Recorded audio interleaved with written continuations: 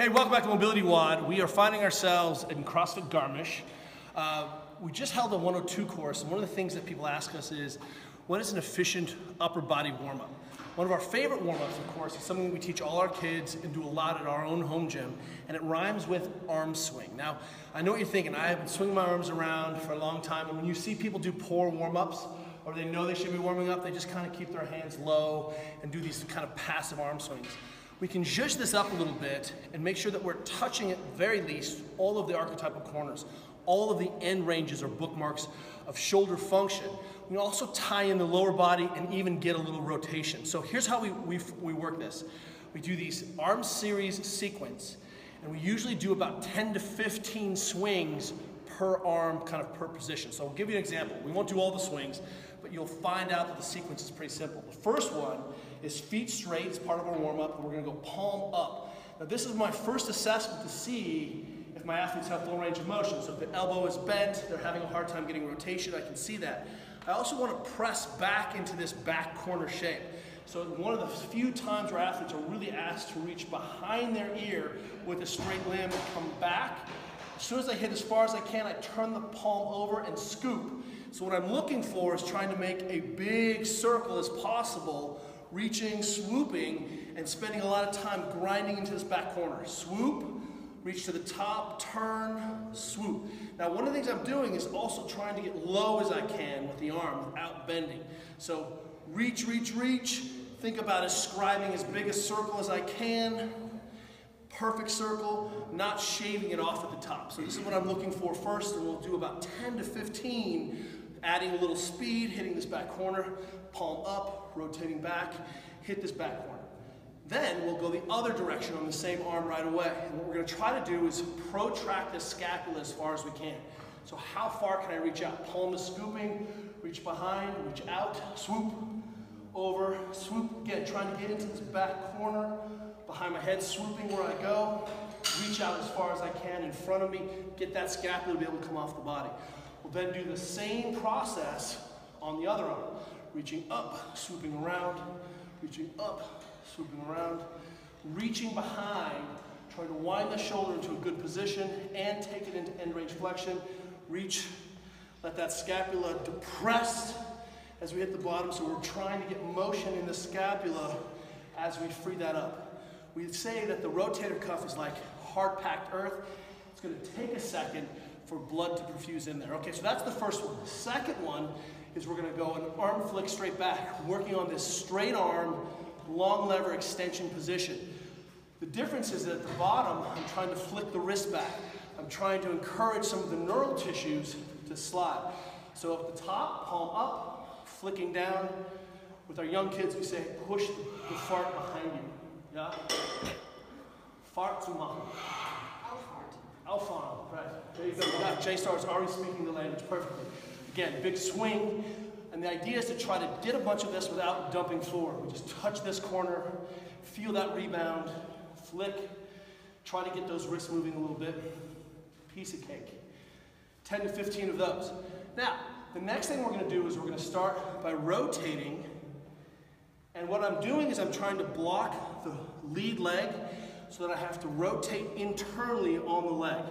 So I'm just going to spin, focus for the first few swings on releasing the back leg like a golf swing, but blocking on the front leg. Blocking on the front leg. Nice long arcs.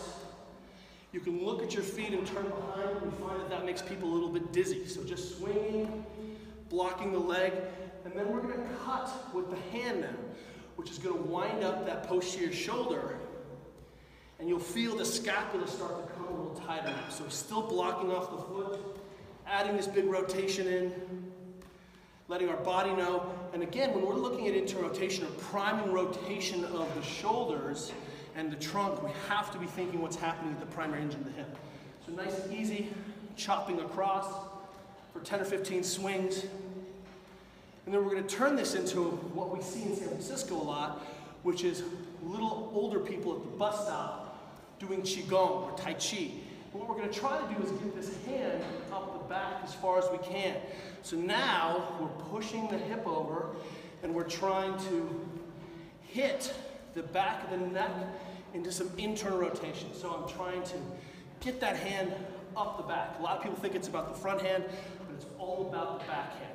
Looking to clean up the hang archetype with some extension.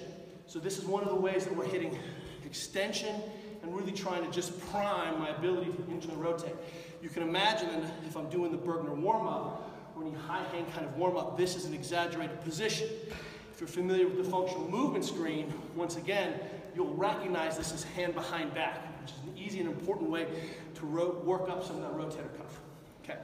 Once we've done hand behind back, we're going to simply turn and do large swings to the side. Now what I'm trying to do is open this lateral seam. Imagine the arms are swinging in a big box, trying to pull the head this way, arms up overhead, simultaneously pushing the hip out to the side.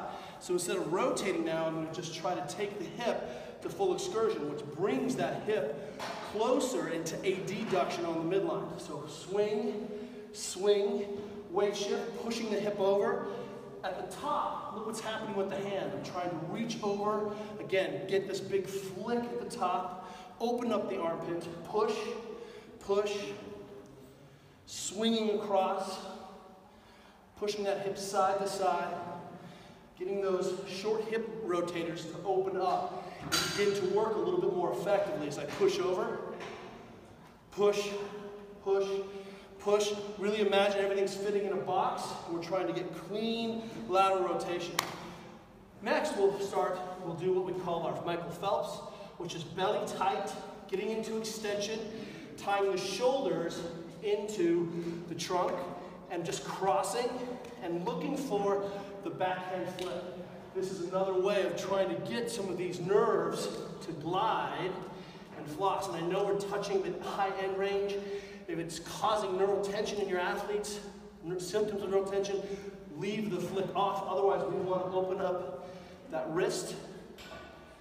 Getting comfortable, you can add in breathing, of course. Then we're going to come tall, and we're going to stand up and just carry that same thing. And our athletes will find those corners, letting those shoulders get full of blood, letting those pecs open, adding a big reach behind. So quickly, we'll then finish with an intelligence test. So we say both arms up, and then we're going to swing in opposite directions for speed. Then we'll stop, make sure that we've got competency in both directions. And of course, this has nothing to do with your athleticism, but it has everything to do with making the people you're warming up feel silly. Simple arm swings, doesn't take long, no equipment, short place.